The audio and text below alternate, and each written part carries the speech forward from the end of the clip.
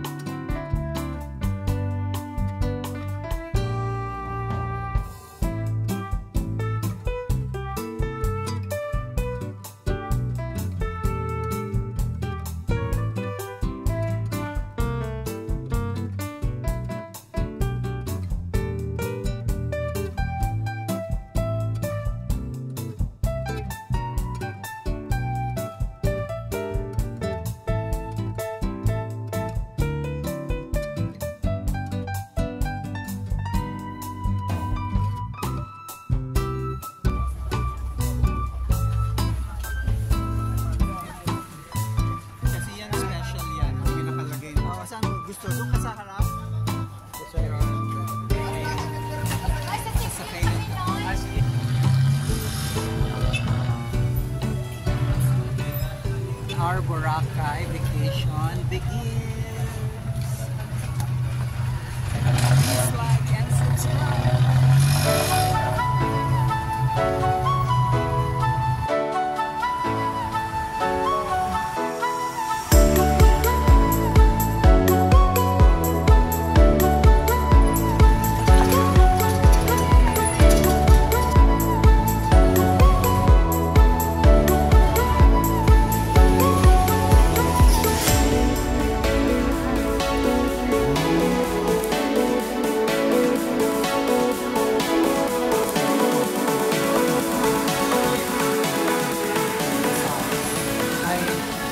Titi, lumagpas ka na. This is our Jotel, the Boracay Midtown. Yeah. So, doesn't even have a sign. Yeah. I hope it's working.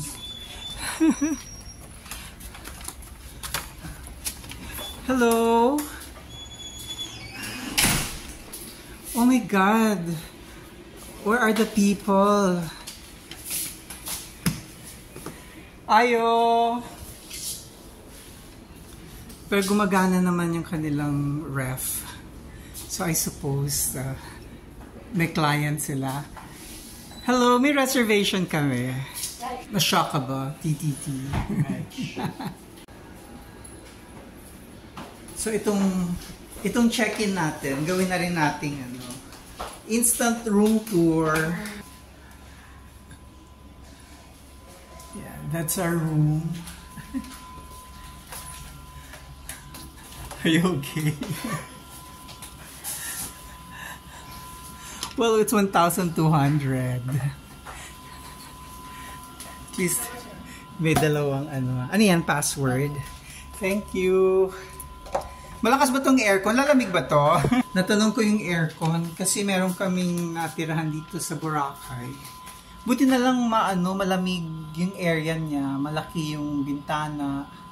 Yung time na nandun kami, hindi gumagana yung aircon ng room na yun.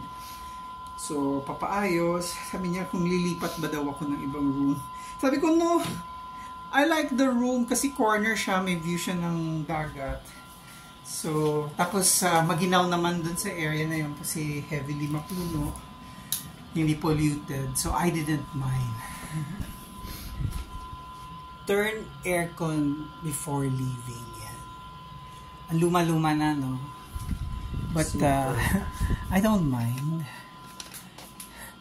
In fact, kung may available sila ng 3 days dito, 3 nights, pwedeng bumalik dito. Oh my God, anong resort to dati? Mukhang maganda siyang resort dati. Nakatayo sa stilts. Tapos magubat. Yan ang ating view. I don't mind the view. Yan. But it's very old. Super. I don't know if anong original name niya. So this is the toilet and bath. Toilet and shower, I mean. Yan. So yun nga lang, you'll have that tumutulo sa taas siguro. Kaya ganyan. Tapos, meron ba siyang bidet? Ayan. Basta importante may bidet. Diba? Tapos, for some people, yung full mirror, that's okay. Tapos, may pa, ano naman sila, may pa foot towel naman dyan. Yan. Pero, meron ba silang, ano, nagbigay ng toiletries? Wala, no? Hindi kasama. So, towel. The towel lang. Towel lang, ano, soap and all that. Yun. Tapos may painatan na kettle. Pero walang libreng kape. So, bibili na lang tayo. Yun. That's it. May tunog. I hope this is, ano, malamig dyan sa pwesto mo. Malamig. Not really, but I can feel the draft. Yes. Ganun lang kaigsi ang ating room tour.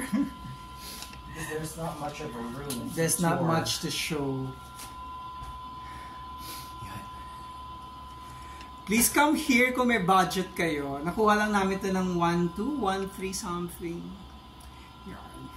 Pero, konting dipa mo lang is already the white beach. Tapos, parang ano, pathway lang yung nasa baba. Walang motorcycle. So, matahimik. Ako, bago pa naman yung itsura ng remote nila. Kanina matagal na lumamig. Actually, hindi pa siya lumamig. Chinek ko yung remote, nasa 20. Sabi ko, 20? It should be cold already at 20. 22 nga, giniginaw na ako. And this is a much smaller room than our room. So, ginawa ko siyang 17 degrees. Sa awa ng Diyos, I'm starting to develop pawis. So, hindi pa din. Usapin natin si Maricel. Ano na, Maricel? Sige na. Malamig ka niya. Ito mo, pinapawisan na siya.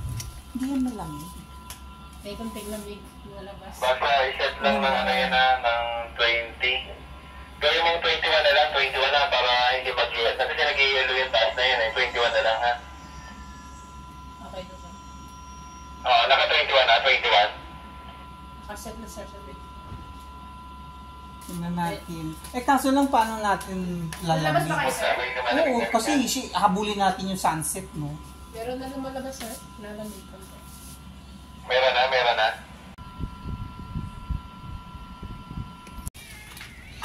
Lumabas na kami.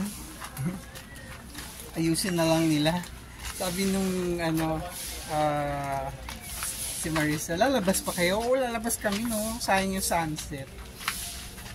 So, I think ang problema, lumalamig yung nag-yellow daw eh. Di ba pag nag-yellow, the more nawawala yung hangin, yung lamig, ganyan. So, tinitimpla-timpla nila yung temperature. Lagay sa 20, lagay sa 21, ganyan. Tapos tinatanong, yung kausap niya kasi sa walkie-talkie, wala naman doon. So, nag-instruct lang siya kung papaano. Parang yung pag sa call center ka, tumawag ka for technical assistance. Do this, do that, have you done this, antay lang ng konti, yung mga ganyan. So yun, so lalabas muna tayo. Yung hotel na yan kasi mura lang. Tapos anong oras na kami dumating, so iniisip ko, naibigay na yung mga better rooms. So yan na lang yung natira. Wala na silang mabigay na iba. Tapos kaya ako na-book yan kasi putol-putol lang mga reservations. In-explain sa akin ni TTT na long holiday pala. It's a long weekend. Weekend ng ano ba? Pero Friday ba ngayon? Thursday pa lang, weekend na. Long weekend na. So Friday is a holiday. Monday is also another holiday. Diyan kami papasok.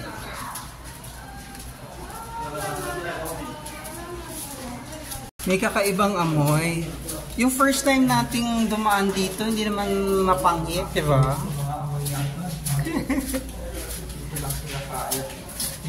mga ako, nakaamoy ko pa.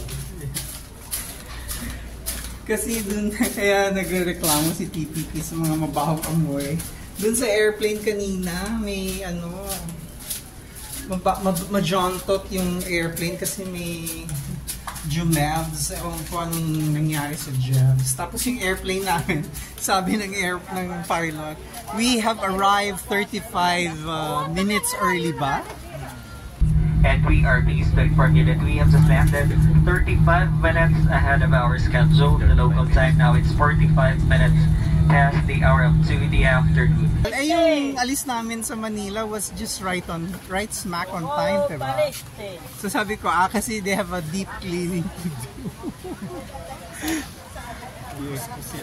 Mag-focus ko sila ng lavatory sa likod. The CR that you use, walang problema. So yung hotel na tinira namin, kaya kasi medyo confident akong i-book yun. Kasi napanood ko na yun sa YouTube. Si JM tumira doon. Sabi ko, okay naman siguro. So, nakakita ako ng murang accommodation, tapos bungi-bungi nga. So, kinuha ko na. So, tomorrow night, sa iba naman kami titira, sa Levantine. Bungi din. So, on the third night, ibang hotel. So, I hope pagbalik natin, lumamig naman yung ating aircon. Ang problema naman kasi, pag hinayaan mo naman lumamig yung aircon, baka nga mangyari yung pinoproblema niya, yung yelo. Mag-yelo. Doon tayo maglakad. Or you're tired. Mag-welcome picture pa si Baby T.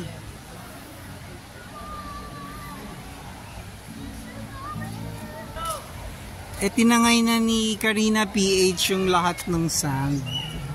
Gaano katagal bago niya mabalik ang sand dyan? Kasi pag hinalukay niya ng hinalukay yung sand, babagsak yung agoho.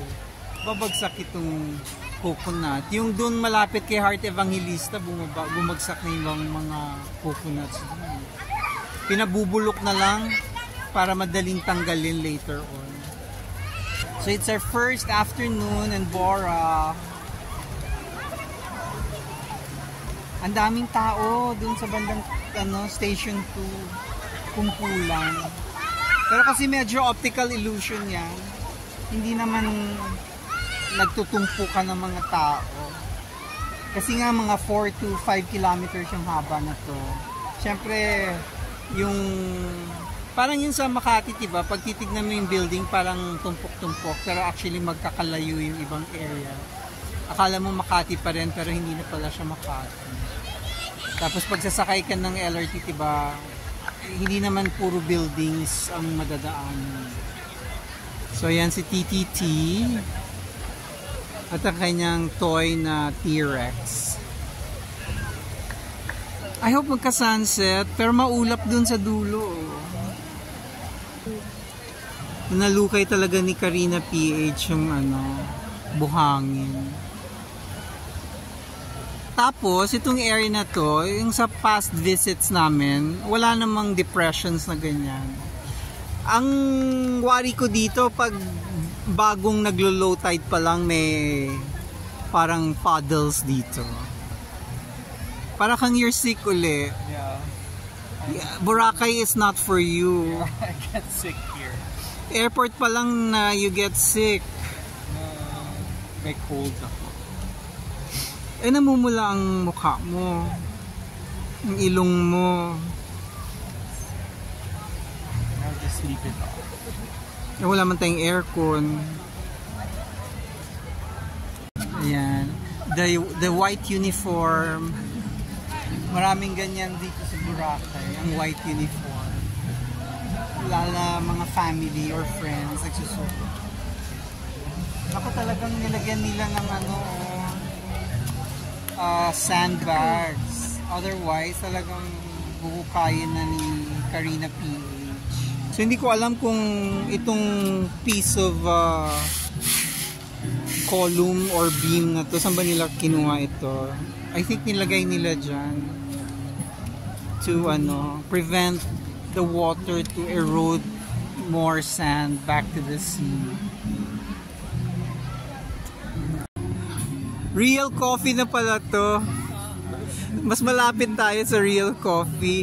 Before, yung the last time we were here, by the time na dumating tayo sa Real Coffee, pagod na tayo. Kasi galing pa kami sa dulo ng station 3. So by the time we got here, sabi namin, tama na, ayoko na maglakad. So, D-Mall na yan. Malapit na tayo sa D-Mall. Maghanap kami ng toiletries. Kasi walang toiletry kasama dun sa Jutel. Ay, ako.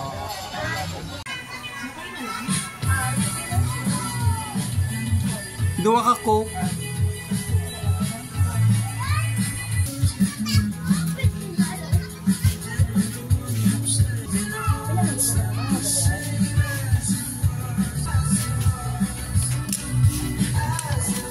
Pero meron kayong water dyan.